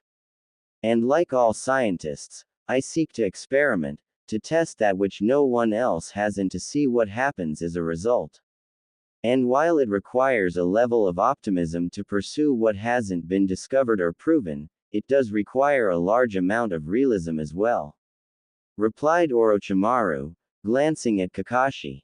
My desire is to become immortal, to never fear death no matter what happens so that I may learn all the world's jutsu and everything else there is to learn, uncovering every secret I can find. Yet I know that no matter how I try to prevent it, there will always be the chance that I'll die before my ambition is realized. And that is what makes Naruto my most valuable piece. Orochimaru said with a smirk while Kakashi's eyes widened. You plan to have Naruto carry on your twisted legacy. You're more insane than I thought if you'd think Naruto would ever be like you. Said Kakashi, realizing what his goal was in marking Naruto, much to his disbelief. Wouldn't he? Do you truly believe that Naruto won't join me, especially with everything that was kept hidden from him? His clan, his parents, being kept from his godmother before she was killed by her son, that he still has a godfather, even that he has the QB sealed within him. The latter of which he only even learned of, when one of my own spies tried to kill him. Revealed Orochimaru, seeing no reason to keep it a secret as Mizuki knew nothing about his plans or where any of his bases were located. You're going to tell him? Kakashi said, realizing how he planned to bring Naruto over to his side. That's right. From me, Naruto will learn everything he's ever wanted to know he's the son of two of the strongest ninja who ever lived. The child of a cage, descended from one of the most powerful ninja clans in history. Everything Sarutobi-sensei hid and would never tell him, even now we both know the old monkey won't tell Naruto anything. He's too set in his ways, and even if by some miracle he did tell Naruto the truth, it'll already be too late. Orochimaru said before vanishing in a puff of smoke, revealing it was just a shadow clone. With Kakashi nearly falling to his knees, panting heavily at the pressure being lifted away and could move again. Though part of him wished he couldn't move, feeling shaken at what just happened, that once again he was left frozen by Orochimaru. That if the snake Sannin wanted to, he'd be dead with Naruto and Satsuki in his clutches. Damn it, thought Kakashi, looking at his unconscious students before lifting them both up and shunshined away. Team 7's room. Reappearing in their room, Kakashi froze when Sakura and Karen immediately ran over to them with the copy ninja only noticing Karen's bright red hair, knowing exactly who she is. Oh no, Kakashi thought, realizing that Orochimaru was right, even if the Hokage did tell Naruto the truth, it's too late, knowing it's likely the Whiskered Ravenet now knew about the Uzumaki clan. Are they alright, Kakashi-sensei? Questioned Sakura in concern, taking Satsuki from the Jonin while Karen took Naruto. They're both fine, just unconscious from the sealing process. They'll both be up soon enough. Kakashi replied. Here, let me help. Kin said, helping Karen lift Naruto into bed before helping Sakura do the same with Satsuki, with the pinkett and redhead quickly sitting down by them. All while Kakashi looked at Kin in suspicion, not trusting in Oto Kunoichi being near his students with how they now knew of Orochimaru's ties to Otogakure, even more so with what he's planning. Sakura, when they wake up, tell them to head to the arena on the first floor of the tower.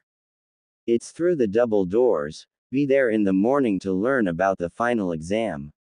Said Kakashi. The pinkett nodded in response before the Jonin took his leave.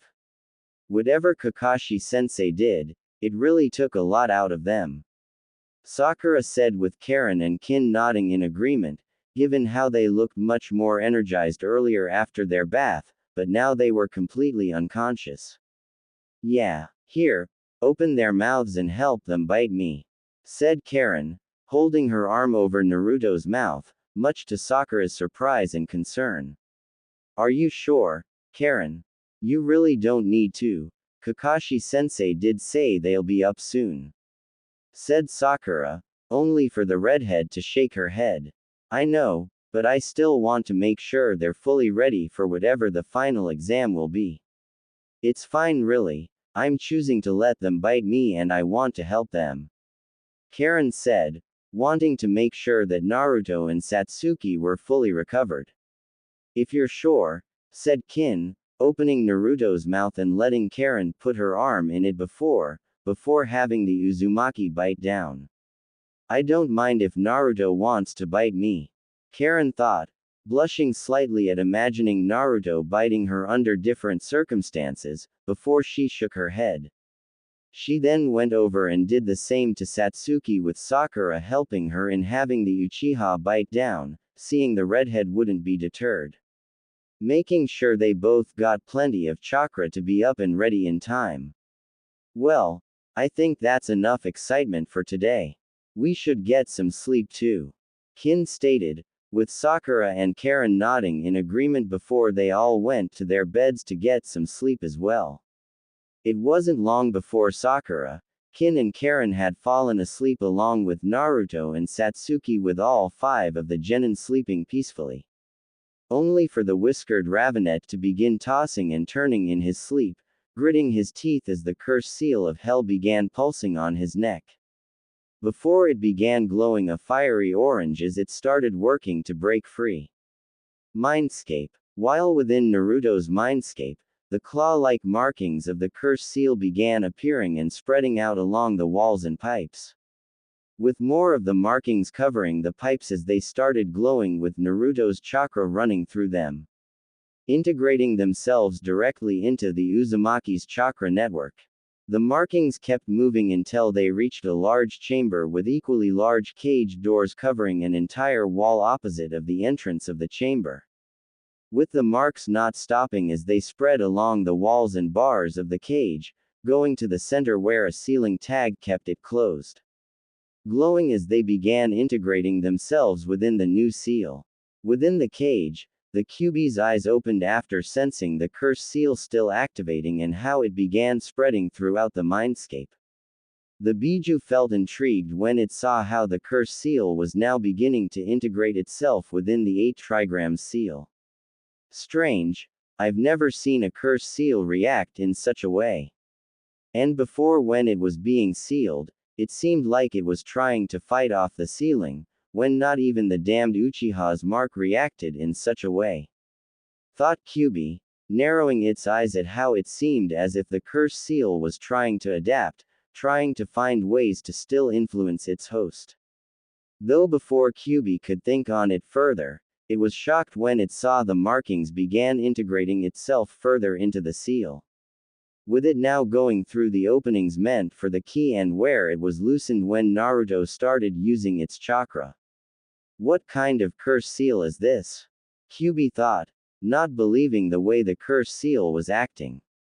Knowing that if it fully integrates itself within the 8 trigram seal, then it'd begin merging with Naruto's chakra as well, just like it was doing with the fox's own power. Or is it trying to gain more power so that it can break the evil sealing methods so it can continue influencing the Uzumaki? With it shocking the Biju that the curse seal would act in such a way, that it's not just passively influencing Naruto to use its power. It's actively evolving and adapting to move past anything that's trying to suppress, as if it was alive itself. This is no ordinary curse seal, it's something else. But what? Thought Kyubi before growling and narrowing its eyes when the markings started moving through the inside of the cage. Allowing the fox to soon sense its own chakra within the curse seal, as well as chakra from the rest of its siblings as well. How did that snake get our chakra? Wait, Kyubi thought, wanting to know how Orochimaru had been able to get its and its siblings' chakra, only to stop when it sensed more chakra in the seal. Though it wasn't chakra the Kyubi recognized, it could sense 5 different chakra pieces within the curse seal with all 5 of them feeling like the 5 elemental affinities. But more than that, the chakra seemed oddly similar to the Biju's chakra. Not in the sense it came from Biju, but that all 5 fragments felt as if they were part of something greater. That's enough, thought Kyubi, seeing how the marks were still spreading out before it flared its chakra to push them back into the curse seal and purge it. Refusing to have the brat depending on any outside source of power other than its own, let alone power coming from a mark that could have killed them both. The Biju smirked as its chakra began forcing the marks back and out of the cage, knowing the curse seal will soon be dealt with. Only for the Kyubi's eyes to widen when the marks suddenly stopped retreating and began glowing before it felt the mindscape start shaking. What's it doing now? Kyubi thought, not expecting the curse seal to begin reacting to its attempt to destroy it, doubting it'd have a means to defend itself from its chakra. Before the fox was shocked when from the walls and floor of the cage, trees and wooden tendrils burst forth and began forcing its chakra back, allowing the marks to continue spreading out. With it not stopping there as the wooden tendrils shot towards the Kyubi, wrapping around its limbs, tails, and body. Mokuden. How could it? Thought Kyubi in disbelief while working to tear away the tendrils before it could be suppressed, until its eyes widened in realization. The Uzumaki clan was distantly related to the Senju clan, and if one went far enough back they would have a common ancestor. So no matter how small the chance is, there was still a chance they would have the potential to awaken the Mokuden as well, including Naruto. It awakened the Mokuden by finding it in his DNA. Kyubi thought, realizing the curse seal must have been searching Naruto's DNA and chakra for a means to fight back against its attempt to destroy it, with it finding the Mokuden and awakening it. Cursing and panicking at the idea of being suppressed with Mokuden again, the Kyubi quickly began shrinking down to escape the tendrils before they could completely restrain it. With the Kyubi turning into a human girl, looking to be a few years older than her host, with long red-orange hair that went all the way down to her shapely along with a few strands hanging over her face and framing it, fair skin, and crimson-red eyes with slit pupils. Along with her having 3 jagged whisker marks on her cheeks, claws, and fangs pointing out from her lips. With her most noticeable trait being a pair of fox ears on top of her head, in the place of human ears. I am not being restrained by this a second time, said Kyubi as her now smaller form letting her slip through the tendrils, jumping away when smaller wooden tendrils shot out towards her. Releasing a blast of fire from her mouth, Kyubi burned away the tendrils before they could reach, moving further back when more shot down above her. With multiple branches stretching out from the trees, wrapping around her arms before she quickly ripped them apart with her claws. I need to think of something fast. Kyubi thought, feeling panic take over since she really had no way of escaping them as long as Curse Seal kept trying to restrain her. Before the vixen gasped when suddenly golden chains burst out of the walls, shooting towards her and wrapping around her wrists and ankles, lifting her up into the air. Not these two, thought QB, struggling against the chains, recognizing exactly what they were from how long she was restrained by them. Unlike that other Uzumaki brat who only had adamantine attacking chains, these were the completed form and ones she truly hated, adamantine sealing chains. Damn it. I refuse to be, QB said, trying to break free, only to gasp when the chains began moving and wrapping up her arms and legs. With her then unable to help but moan when the two chains around her legs continue up her body, with going up between her legs, pressing against her in the process. While the second went up her back, moving between her doing so. And the ones around her arms moved across her chest, wrapping around her squeezing them as they met in the center. As the two moving up her body soon reached her neck and wrapped around it, merging together into a collar as they did so. Kushina, you kinky bitch, this is you fault. Thought QB, blushing in embarrassment and mortification at the way the chains wrapped around her, blaming her second host for this. Though QB didn't stop trying to break free, now even more desperate to escape to the embarrassing restraints. Only to moan again when the wooden tendrils shot out and began ensnaring her entire body, pressing the chains even further against her and with her struggles soon growing weaker as the Mokuton began suppressing her chakra and leaving her docile. Hate these, QB thought before her head slumped forward with half-lidded eyes, falling into a semi-unconscious state. Once she was completely restrained, the curse seal markings continued spreading out, moving along the chains and tendrils as they began covering QB's body.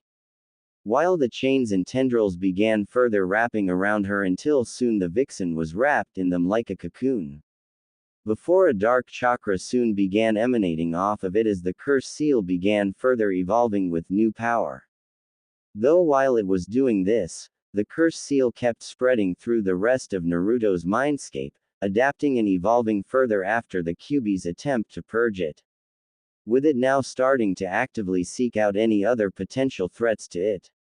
Until it soon located two foreign chakra fragments deeper within Naruto's mindscape, being able to sense the two fragments had similar chakra to its host.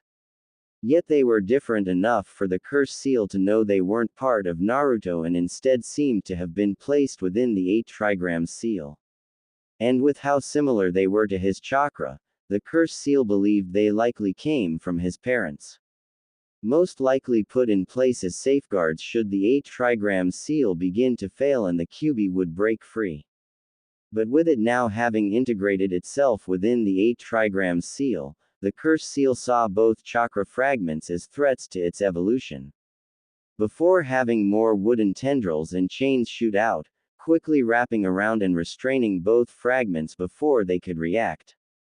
But it didn't stop there as the curse seal began unraveling both chakra fragments. Until they were returned to being just pure chakra, which it moved into the cocoon with the QB to incorporate them into it as well. Once that was done, the curse seal searched for any other potential threats, only to find nothing else that would prove to be an obstacle, allowing it to continue spreading uninterrupted.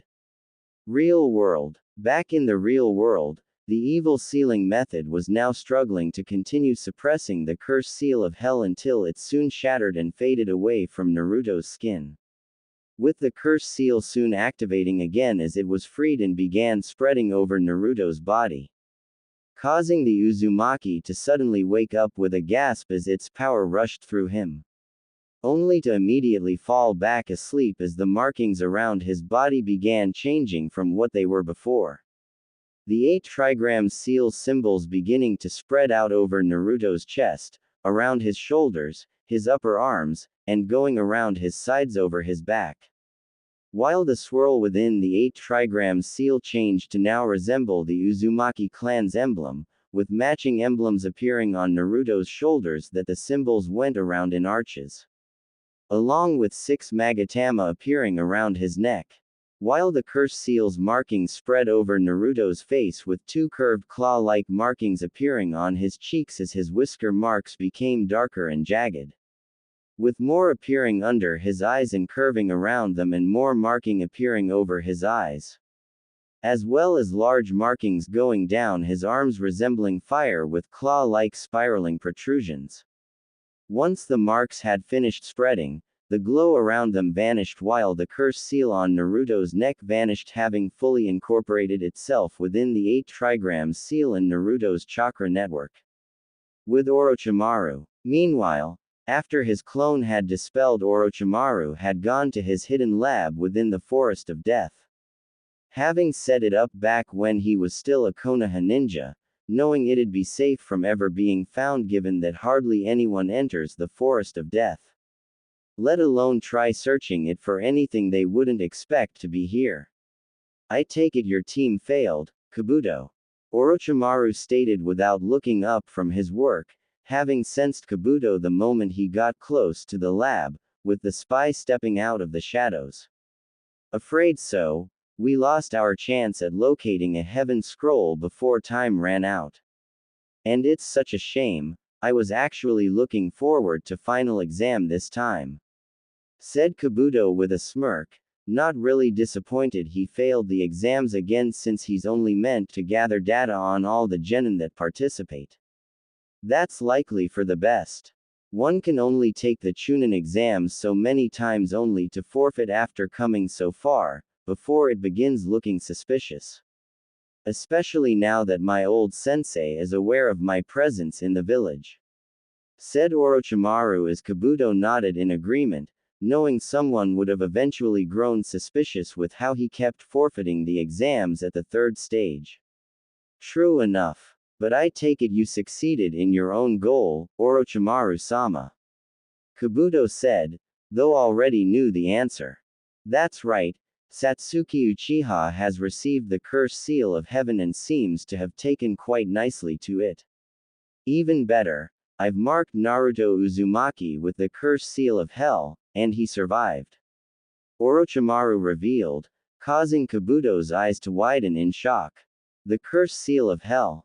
You gave it to Naruto, and he actually survived?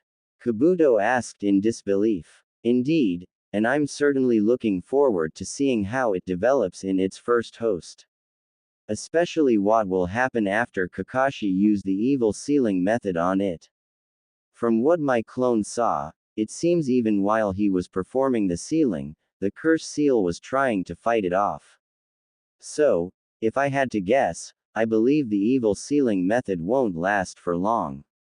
Said Orochimaru, eager to see how Naruto's curse seal will respond and change to the evil sealing method. Interesting, I must admit that is rather intriguing to know someone's finally survived having that curse seal branded on them. But Orochimaru-sama, why even bother marking Naruto, let alone with the curse seal of hell? His academy records are abysmal. He's little more than a brawler when it comes to taijutsu. I doubt he'd even notice he's under the effects of a genjutsu unless someone told him. The only worthwhile ninjutsu he has is the shadow clone jutsu, and even then he just uses them to overwhelm opponents. I'd honestly be surprised if he survived the weakest curse seal being branded onto him. Said Kabuto while pushing his glasses up, having no idea why the snake Sannin would bother marking someone as weak as the whiskered Ravenet. This made Orochimaru stop what he was doing before sighing in disappointment as he turned towards the spy. You disappoint me, Kabuto. I may understand Kin's ignorance and the rest of my spies in Konoha being biased in his abilities. But I'd expect more from my second in command to look beyond what's right in front of you. Perhaps you've been in Konoha for too long if you're being blinded by the same idiocy as the rest of this village. Orochimaru said, making Kabuto frown. You believe that there's more to Naruto than what we see. Kabuto stated, I don't believe it, I know it. Perhaps everything you've said about Naruto is true, yet no one sees the potential in the boy. He has the most powerful Biju sealed within him, that alone makes it so he'll grow to be a powerful ninja should he master the fox's chakra. But even without that, his heritage makes it so if he had the right training, he could stand among even the most powerful ninja in history. With his father being Minato Namikaze, a ninja that was trained by Jiraiya and even the Yondaime Raikage believed was unmatched. Flee on-sight orders were given to enemy ninja that encountered him, he single-handedly wiping an army of 1,000 Iwa ninja, and if not for him, the Kyuubi would have reduced Konoha to rubble. Even I can't deny if Minato had lived, I would either be dead or still loyal to Konoha to avoid the risk of facing him. And then his mother, Kushina Uzumaki, a pure-blooded Uzumaki descended from a clan feared and revered enough that 3 villages banded together with several smaller nations just to wipe them out, with the only reason why Kumogakure wasn't involved in the attack was because they declared neutrality during the Second Shinobi World War.